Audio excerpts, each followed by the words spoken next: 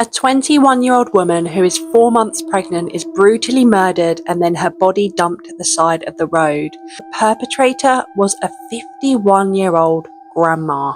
However, did this grandma really kill Jessica Morrison? My name's Emma, and I'd like to tell you the story of Jessica Morrison and Vonda Smith. In 2016, Jessica Morrison is 21. She lives with her boyfriend Gary and his dad JD. She has 2 sons that live with them from a previous relationship. Her eldest is 3 and called Channing. Channing's father is a man named William, who Jessica had a fling with. It wasn't planned, they weren't in a relationship, but they ended up having a son. Jessica actually didn't tell William for a long time that he was the father. So Channing's father had only been in his life for around the past year or so. This included William's mum, Vonda Smith, who is Channing's grandmother. William lives with his mum, Vonda, and they're about 5 miles from where Jessica lives. It's a very small town, everyone's relatively close to each other and knows each other. Jessica is well liked. She's known as a devoted mother. On that day, she made plans to spend the evening with her mum, Tammy. She was going to bring the boys over and they were going to have a nice night in. However, when Jessica didn't turn up that evening, Tammy began to get a little bit worried. So she went to Gary's house, Jessica's boyfriend, where she lives. No Jessica. She went to Vonda's house, which is Channing's grandmother's house. Channing and the other boy are there, but there's no Jessica.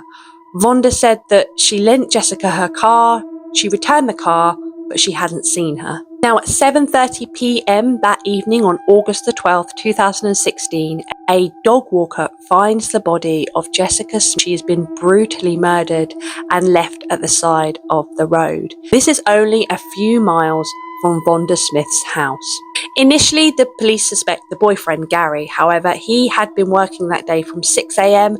till around 7 p.m. So there was just no way that he could have murdered his girlfriend. The last time he saw her was on his lunch break. Jessica was with Vonda and they left to go grocery shopping, and that was the last time he saw her. This is also backed up by CCTV surveillance. They see Jessica and Vonda and her 2 boys getting in the car and leaving. So the police then start looking at Vonda, as she seems to be the last person to have seen Jessica alive. When they go to tell Vonda the news, and you've got to think this is her grandson's mother, she doesn't really have a reaction. In fact, what she says is, "I haven't seen her."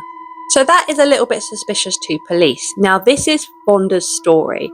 She said that her and Jessica and the boys went grocery shopping at around 3:30 p.m. They returned to Jessica's house to unload the food. Jessica then drove her and the boys back to Vonda's house. And from there, Jessica asked to borrow Vonda's car. So Vonda stayed at her home looking after the 2 boys while Jessica went to run errands. Vonda also says that she lent her $1,000. This is in order to pay bills and catch up on rent. Vonda says that Jessica returned the car around 5:30, but she never saw Jessica. She did, however, see a white van in or near her drive, which she thought was odd. She then takes her car to go and pick up another grandchild who is staying with their other grandmother.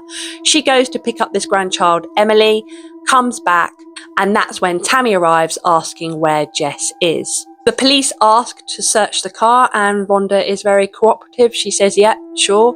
They open the door and you can immediately see bloodstains all over the passenger seat. They do forensic analysis on it and it is Jessica's blood. They also find signs of bleach, as if someone tried to clean it. Now, when questioned, Vonda said, I did bleach that seat, but that was a while ago. Her and her husband went away and a stray cat got into their car and peed all over the seat, and she used bleach to try and clean it up. The thing with forensic analysis is you can tell if something's been used, but they can't see when. So it may very well be that that bleach was used 2-3 days before. The other thing that is slightly odd is obviously she picked up her grandchild in that car. She said she'd never seen that bloodstain before. It was very obvious if you were to look at the pictures that there was staining on that seat. So it would make sense, maybe, that Vonda could lie about that. I don't know, never seen it in my life. But both Emily and the other grandmother say that when Emily got into that passenger seat, there was no staining, no obvious staining. So where has it come from? Emily and the other grandmother would have no reason to lie. Vonda said that she had a very good relationship with Jessica. However, if you look at text messages between them, there is a lot of resentment and obsession. It seems as though Vonda was very annoyed at how little time she got to spend with her grandson. She's also quite undermining of Jessica's parenting. But because of the bloodstaining in Vonda's car and these text messages, the police begin to think that perhaps Vonda snapped. She attacked Jessica and ended up killing her. She is tried and convicted in 2018. She gets life imprisonment for Jessica, first-degree murder, and she also gets second-degree murder for the unborn child. She goes on to appeal these decisions, but it is upheld. So, it seems straightforward, but is it? So, a program called The Wrong Man got involved, and they look at innocent people that have been imprisoned for crimes that they haven't done. Jessica was killed through blunt force trauma to her head. Her skull was fractured and crushed. Now, Vonda is a 51-year-old woman and not in the best health. So whether she could physically actually do this is questionable. Jessica was a fit and feisty woman. Also, Jessica put up a fight. She had bruises all on her arms and legs, and she had broken fingers. Vonda had no marks on her, no defensive wounds at all. No weapon was ever found, and the body was just dumped not that far from Vonda's home, so no effort was made to conceal it. The local community were also really shocked. They couldn't believe that Vonda would do this. She was well known, she was well liked. It just seemed completely out of character. Also, the DNA of 3 men were found underneath Jessica's fingernails. No DNA of Vonda was found. The samples were very small, however they were able to rule out her boyfriend Gary. This seems really odd. If Vonda's meant to have killed her, how has she got no defensive wounds? How is there no DNA of her on Jessica? And there's also no DNA of Vonda even at the crime scene. So the semen of 2 men are found on Jessica. Whether this has anything to do with the attack or not is not really very clear. Also, if you remember, Vonda gave Jessica $1,000 to pay bills. Now, this is very odd because Jessica was all up to date with her bills 2 days prior. She didn't need to pay anything. So whether Vonda gave her the money at all is questionable, or the money was never found. So was this a robbery? The thing I found really odd with this case as well is, and it's not really talked about in any of the reports or the police stuff, is when Jessica returns the car, why does she not pick up her boys? Because she's meant to go and see her mum and have an evening with them. So no one seems to question this.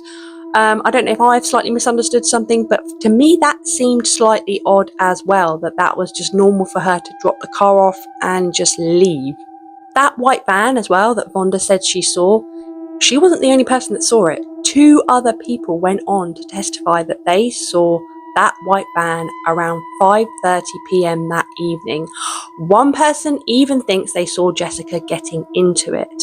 Also, we have to come back to the blood in the car. That's the main evidence used against Vonda. Now, how did she not see this? How did the grandchild that she picked up not see it? And the grandmother, where did it come from?